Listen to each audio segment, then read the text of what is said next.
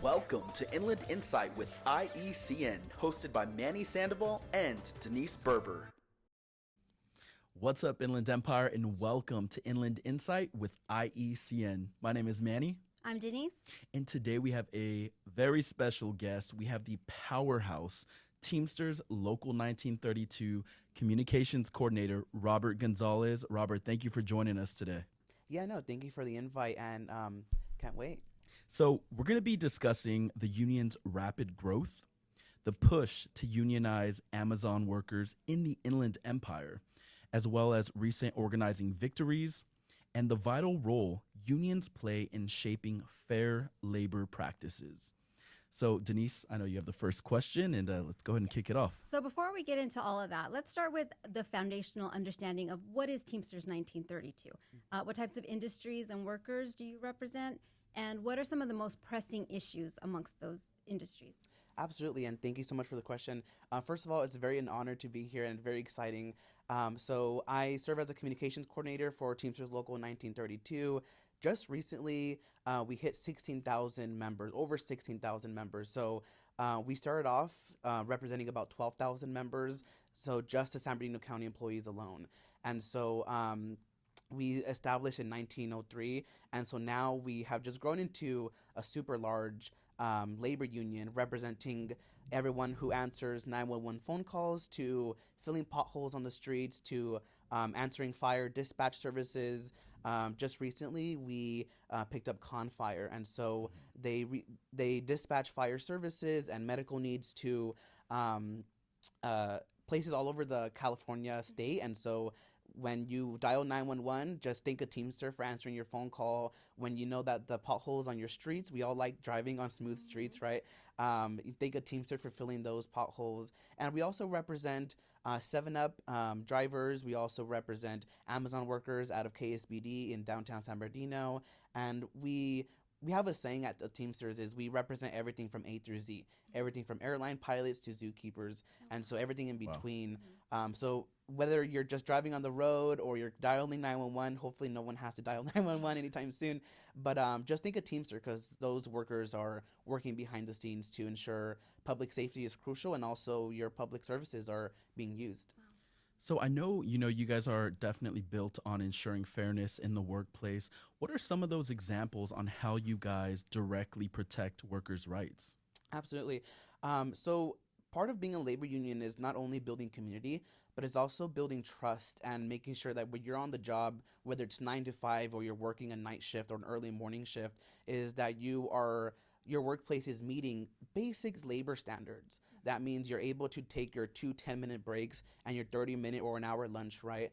And so what that means is making sure that we're ensuring that you, in your contract, right? Because at the end of the day, a union relies on a labor contract or a community benefit agreement or a labor agreement, right? And so that means the worker is protected by a set of rules that's in a legal contract, and the company is legally bounded or binded to that contract. And so it's a very important issue for a lot of workers, right? Because if you, for example, I started at McDonald's when I was 15 and a half years old, and so you obviously don't have a labor contract, right? You're going in, working your 9 to 5, making some fries, and you're leaving home, right?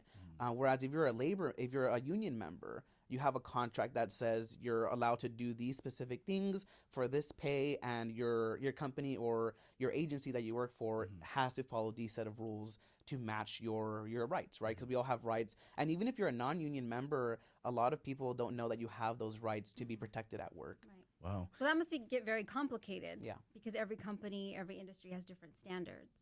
Yeah, and I think the misconception a lot is, we need even if you're not a union member, part of a Teamsters union or SEIU or NUHW, I don't have rights. There's something called the National Labor Relations Act, which is a federal law that says your employer is, people think about the 9 to 5 work day, the 6 or the 5-day work week, right? That's because of a labor union.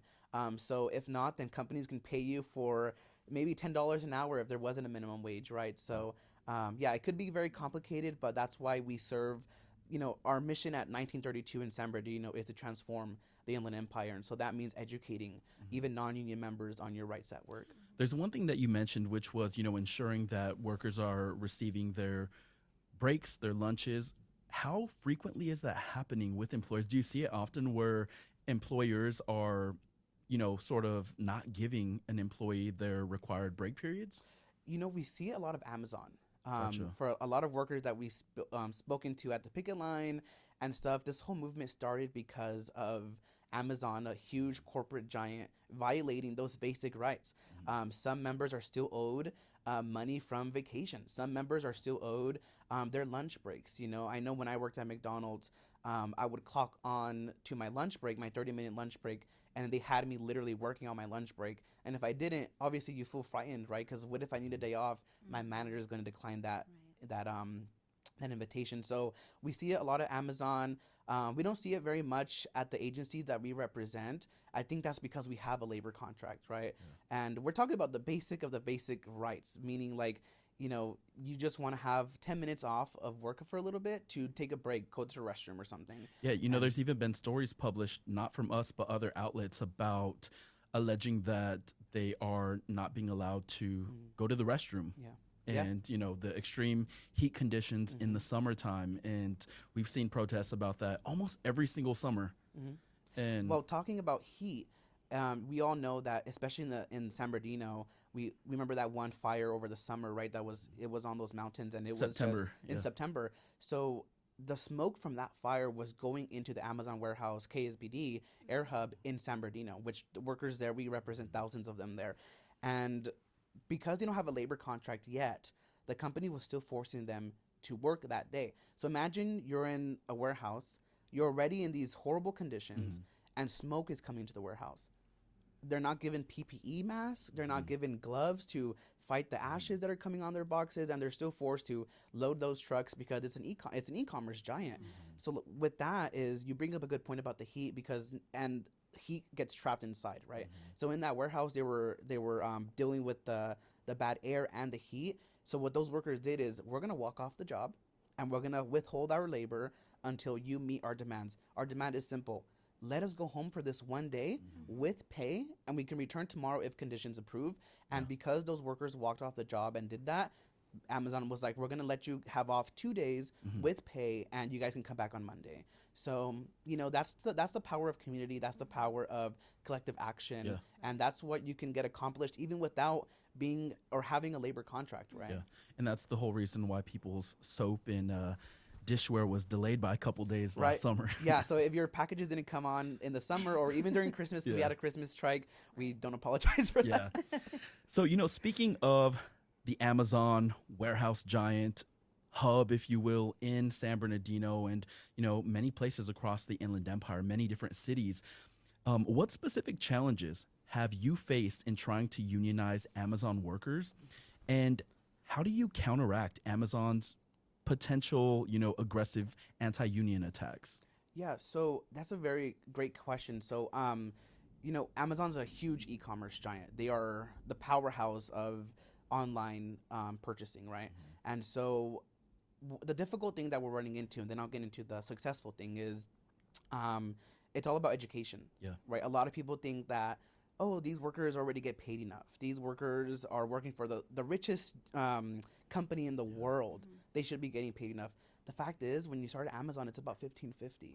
That's a little bit over minimum wage, I believe, in California.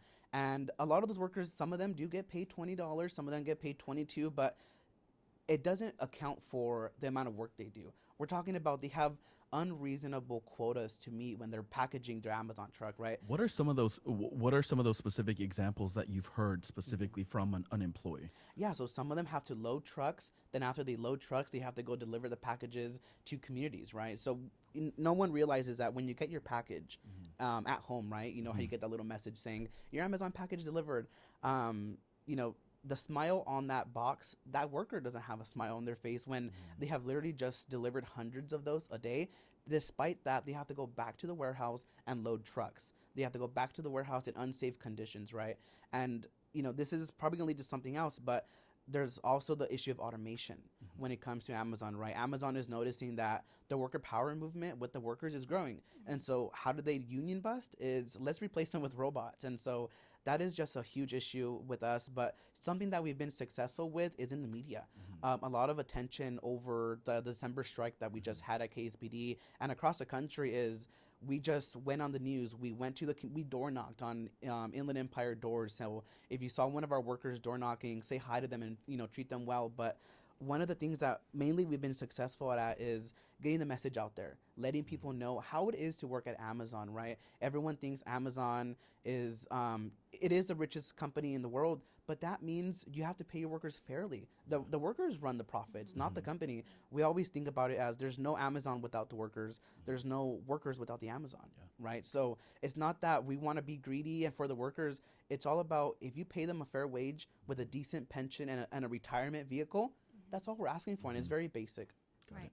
So if they do successfully unionize, what positive, tangible changes do you expect to see in wages, working conditions, quality of life as all an the employee? above. We expect all of the above, and so here's the thing about it is that unionized and having a contract are two different things. Amazon workers are unionized. They just don't have a contract.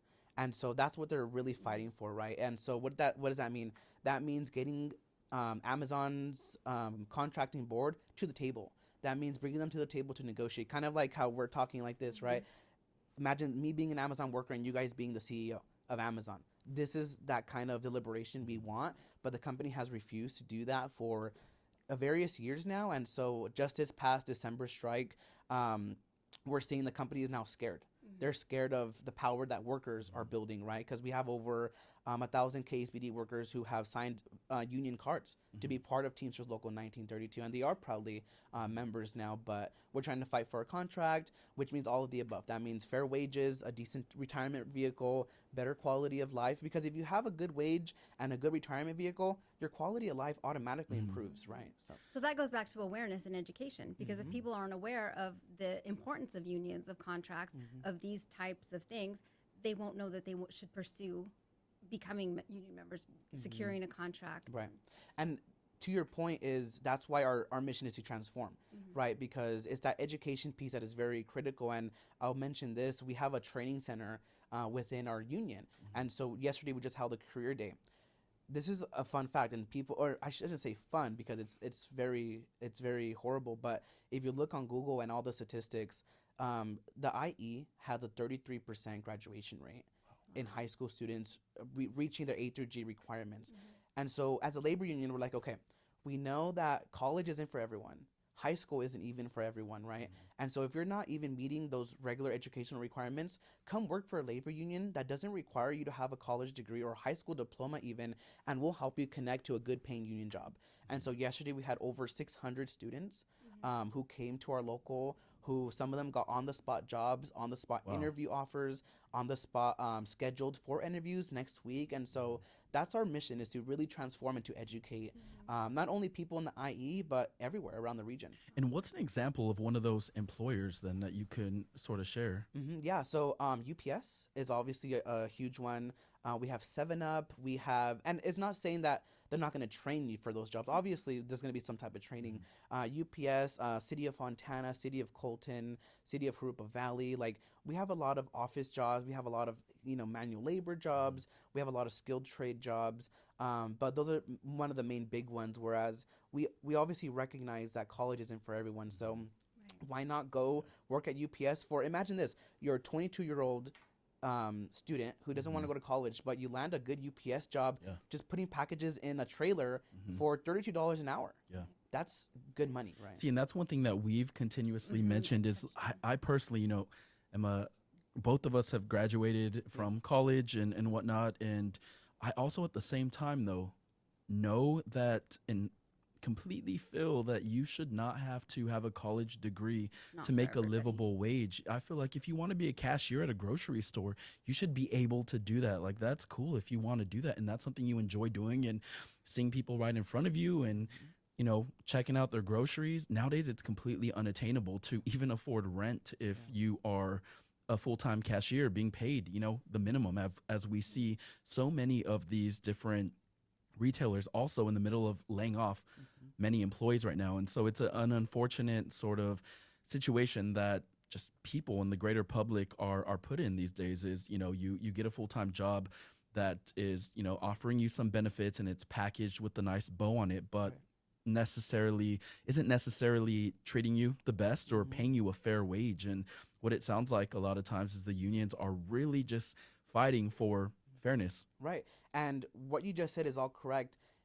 But I'll add a twist to it is that company who offers that pretty little package with a bow on top could be taken away in an instant. But if you have a labor contract, that's guaranteed because it's by law, right? So for example, if I worked at Walmart for minimum wage and Walmart's like, oh, we're gonna give you a $2 raise next year, it's like, okay, cool. That next year comes and you don't have that raise. With a labor contract, it says Walmart's not unionized, so this is just an example. This says Robert will be paid $2 more in 2026, and by this date, July 1st, right? And that will be guaranteed. So with all these raises and all these bonuses, that's why you see Amazon saying, "Come work for us. We'll give you $1,000 signing bonus." That $1,000 is gonna fly by in a blink of an And eye. what are they doing anything to actively retain their current employees? Because I mean, I couldn't tell you, I would be a little bit offended if I was working and Right. I'm sweating at the peak of summer, and I see these new people coming in with $1,000 bonus. Yeah, a lot of the employees are offended actually, and I'll answer your question, but I'll say this first is during the strike, Amazon was forced to come on the news, and they actually gave one news media round, and they just said these workers are not even our employees. That's how fast they turned their back on these workers, and that's why they feel betrayed by Amazon because Amazon is like, oh, we don't represent you guys. You guys don't work for us. They wear Amazon suits, they wear Amazon hats, Amazon uniforms, Amazon pants, and workers have to provide for that. And so to answer your question is a lot of these workers do feel betrayed, and I don't really know what Amazon's model is with retention, but we have employees there who are going to college and working at Amazon and working at a Starbucks, working at Amazon and then working night shifts on the weekends, and that's in this day and age we live in the richest country in the world. No one should have to work 2 to 3 jobs just to make ends meet. What kind of things are you doing in the community to push the educational and the enrollment in unions to encourage that? What are the efforts there? Yeah, absolutely. So there's a lot of avenues when we do union outreach, right? There's education, there's our mission to transform, but I think what's the most effective is once we get a group of workers who join the union and who vote for a labor contract, we give them one task and one task only: spread the word. Tell your coworkers, tell your family members, hey, Teamsters are here. What are your working conditions like? Are you really going to get that raise at the end of the year? Are you struggling to, make ends meet, to pay the bills, to put the lights on? And so that message resonates automatically with workers. For example, my role is communications at the local, but I also do some organizing help with the local. And so we were just in the city of Indio on Monday, and we were like door knocking, or not door knocking. We were going to um, organizing is really this simple. Whereas if you see a worker, we go to them and be like, "Hey, my name is Robert. What are your working conditions like at your work, right?" And one of them were like, "Oh, they pay us very well, and we're really good." And I asked them one question: "Do you guys have a retirement vehicle?" "I have a 401k." And I'm like, "Do you have a pension?" And they're like, "No, we don't have a pension."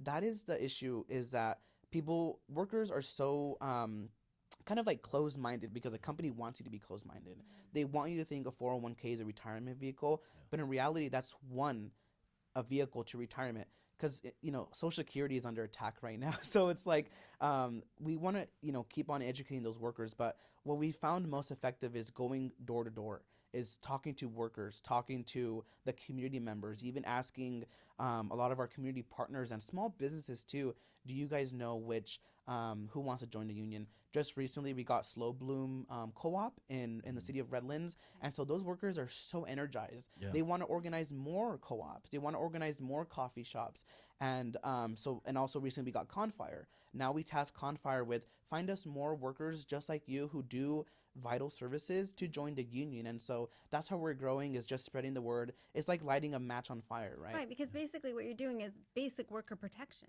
So that should be a fundamental value that everybody can support. Absolutely, 100%. So, we're mentioning basic worker protection, but oftentimes, historically, and even not that historic, but there's been political leaders and a lot of times corporations who will argue that, unions, workers' rights unions could or are divisive, counterproductive, they'll call it at times. What is your guys' response to those claims? First of all, it's a huge lie. So corporations, one thing that they're very good at is, one, union busting, and two, messaging. That's why it's hard, and that's why we focus heavily on the education part, is because corporations are beating us in the messaging aspect. But one thing that corporations won't win, especially with the Teamsters union, is worker power, is spreading that message, getting your coworkers activated. But most importantly, especially with like the whole Amazon strike and stuff like that, the number one thing we heard with corporations is, the Teamsters union is lying. The unions are lying. Show us the proof. Where is the proof in the pudding? Like, show us the proof. Because what we have is first account stories from workers who have joined the Teamsters, and there's not one negative review.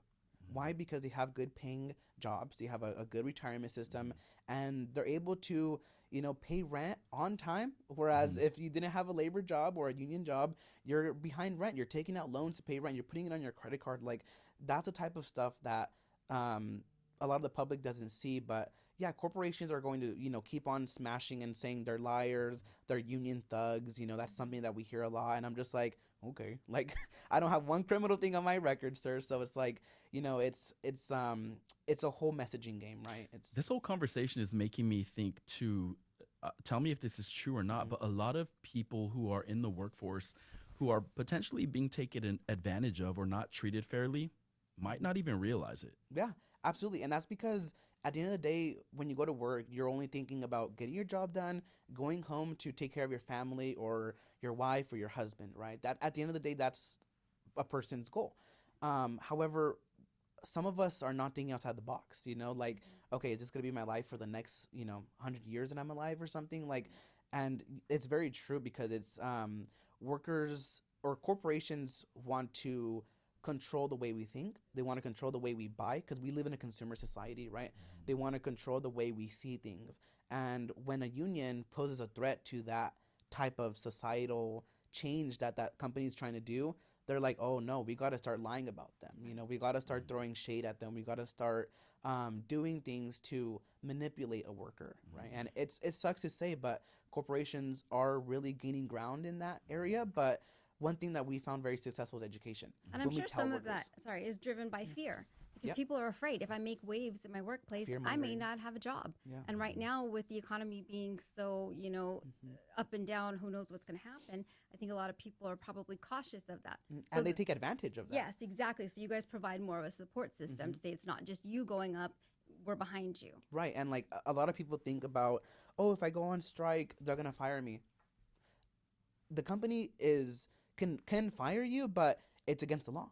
The NLRA, the National Labor Relations Act, says literally that you are allowed to withhold your labor, and you can walk off the job. But a lot of companies twist that to saying, no, you can't walk off the job for the Teamsters union or for SEIU, any union really, because we'll fire you. Yeah. But that's why you rarely see them fire striking workers, because it's against the law, and the company doesn't want to do that whole PR round, because the Teamsters union always wins in that. So if a union, let's say Teamsters, Local 1932, let's say you're holding a employer accountable for, as we mentioned previously, a $2 pay increase.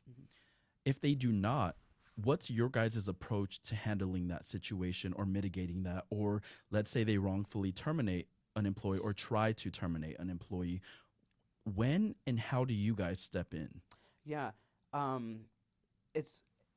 we have a model for that, and I always call it I know I can't cuss on here, but it's the mess around and find out model, right? So if a city, FAFO, right? So if a city wants to do that, or a company or an agency that we represent members that wants to do that, try it.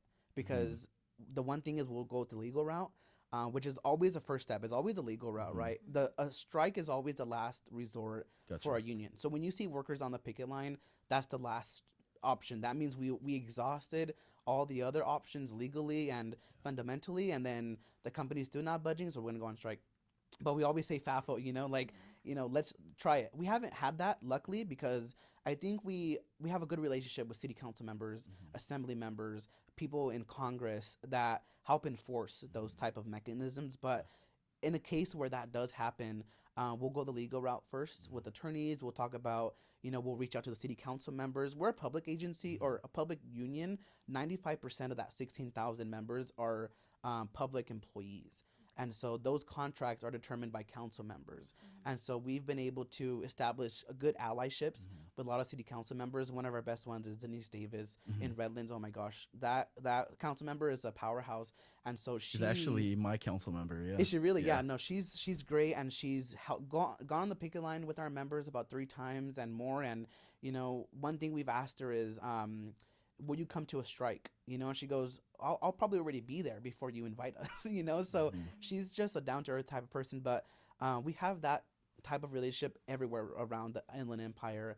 And so we always say, bring it on. And if you want to mess with us, you're not only going to mess with our membership, you're going to mess with other labor unions too, because an attack on one labor union is an attack on all. So it is a cooperative amongst the unions. Solidarity, yeah.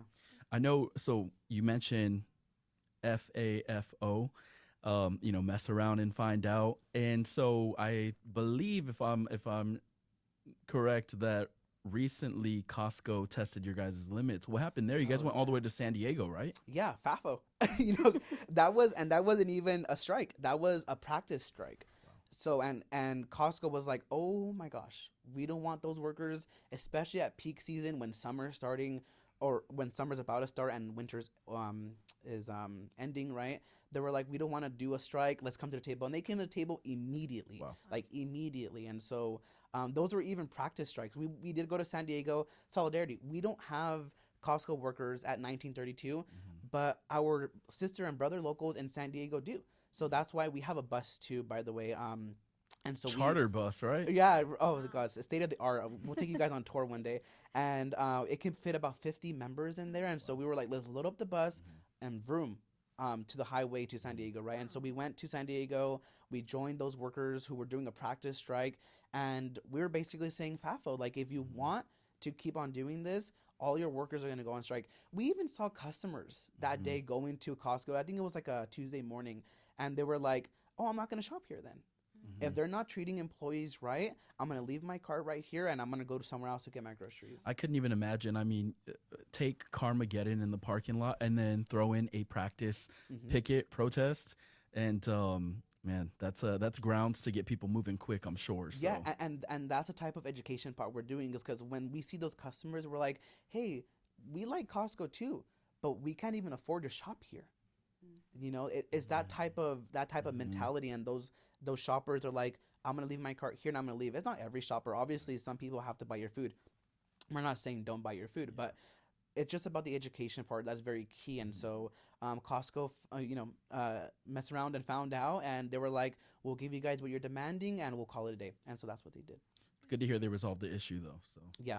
But you guys are all about community building on the opposite end as well. Not to say that that's not community building, because that's building within your union. But when it comes to community building with the public, the general public, you guys have a lot of events. And one is coming up very soon. In April, you guys have your annual car show. Yeah. Can you guys tell us about this? And can you tell us about the car show and what it entails and what the purpose of it is? Yeah, so the car show is our baby event. Like, we love that event so much. It's one of our biggest events of the year, besides our career day that we just had yesterday. And so the car show brings thousands of community members and small business owners. We also have sponsors, like usually like the police department comes.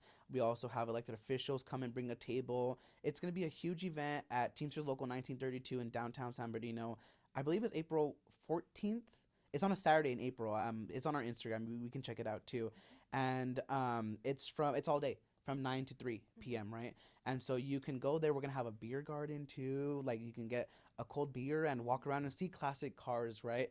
But it's not only about the cars, it's about the people you're going to meet at that event. Get to know our members, get to know our members who are filling your potholes, answering your emergency 911 calls, get to know our Secretary Treasurer Randy Corrigan, get to know myself, get to know news outlets that will be there, get to know the community, get to know the mayor, get to know, you know, it's all about our transforming Inland Empire model, and this is that event to showcase that. And so we bring together elected officials, community partners, small businesses that are going to be selling their stuff too. And this is not to promote ourselves. Yeah. This is to promote the community, bringing community together, right? And so everyone loves classic cars, everyone loves cars and stuff like that.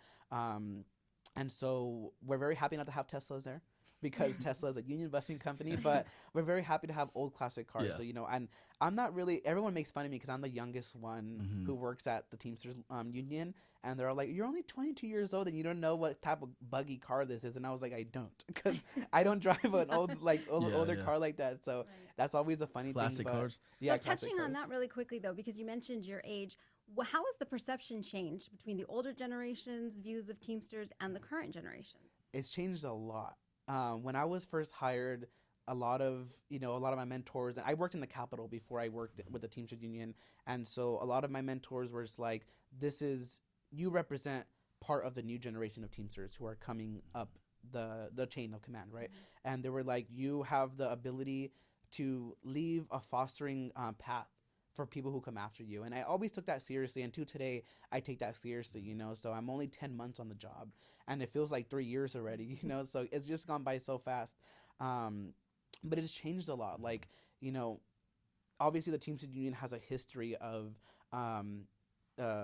like Jimmy Hoffa and all them, right? So, and you know, the mafia stuff, and if you guys watched Irishman and stuff like that, you guys know what I'm talking about. But the perception has changed in a way where it's like putting history behind us and paving a new generation.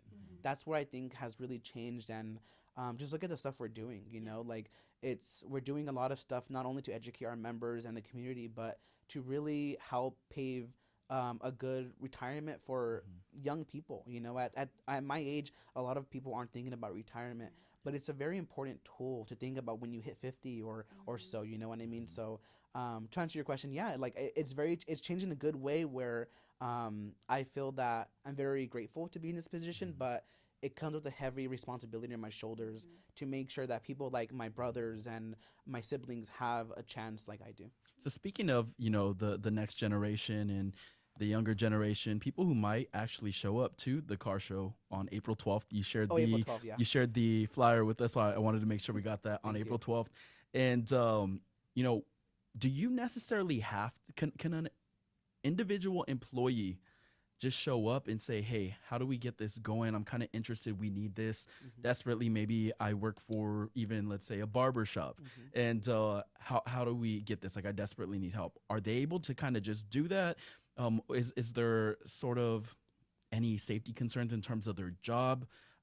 You know, what's your take on that? So that's how most of our campaigns happen, is people come, you know, people don't really take action until something has happened to you, right? So whether it was wage theft, whether they promised you that raise and you didn't get it, that's how it starts. We have people coming to our office sometimes saying, I'm mad that my employer didn't give me my raise. Where do you work at? We find out that that city or that agency they work at isn't unionized, and that's our key. Gotcha. That's that one worker who was agitated because of something that happened. That's our key. So yeah, that's how most of our campaigns start, is when workers are like, you know. And I'm sure there's always a second person from that same company who's experienced something similar. Yes. But it takes that one worker who was able to step up to say, hey, we're being, you know, violated of our rights here, our basic human rights here, or labor rights here. And so we task them with, okay, so this is what you're going to do. You're going to spread the word, but do it in a way. Sometimes you have to do it without the company knowing, because the company finds out. Unfortunately,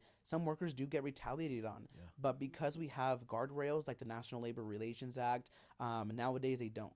And so if you're a worker and you're listening to this podcast, or if you're someone who's a non-union working member, know that you have rights even without being in a union. And that right is to organize. If you feel like your place needs a union, organize. Like you don't have to have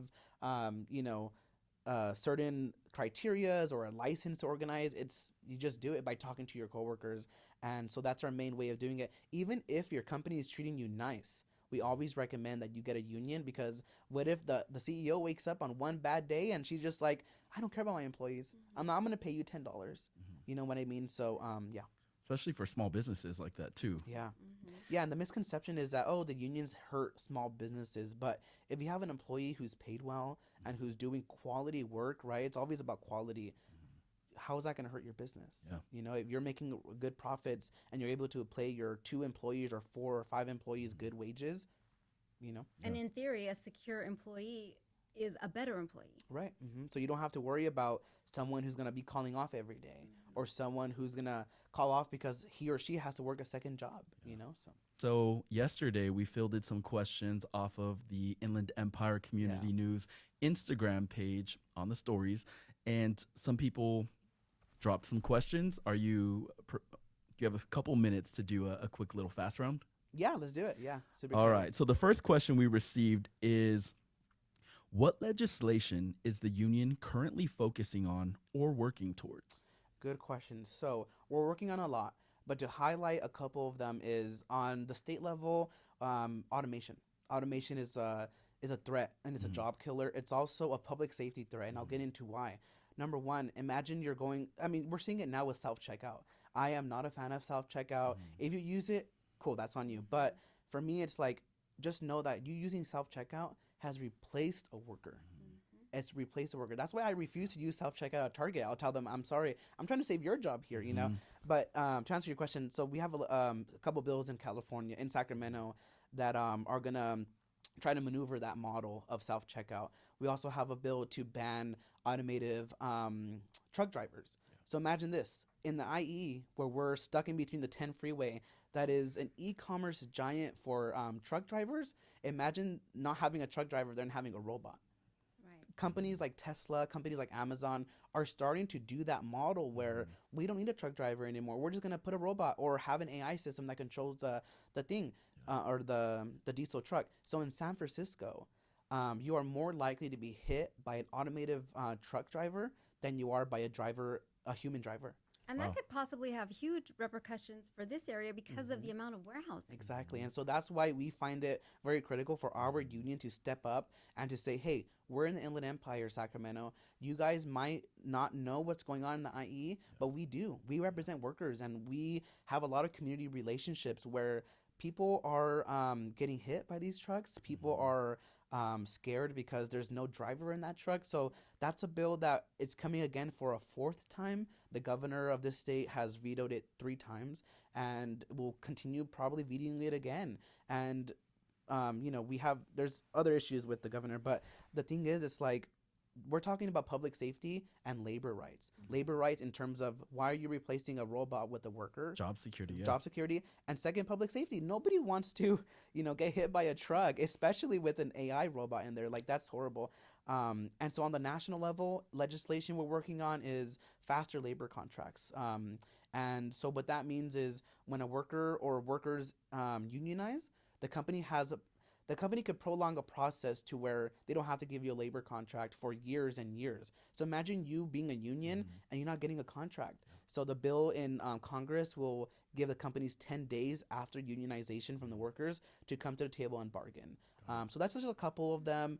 I'm happy to add more later on, but those are what comes to my head. Perfect. Thank you for sharing that. And so the next question, which I think this is going to be a great question for you, is, what does the union need help with right now? Yeah, that is a good question. I know I've said this a lot today, but it's education.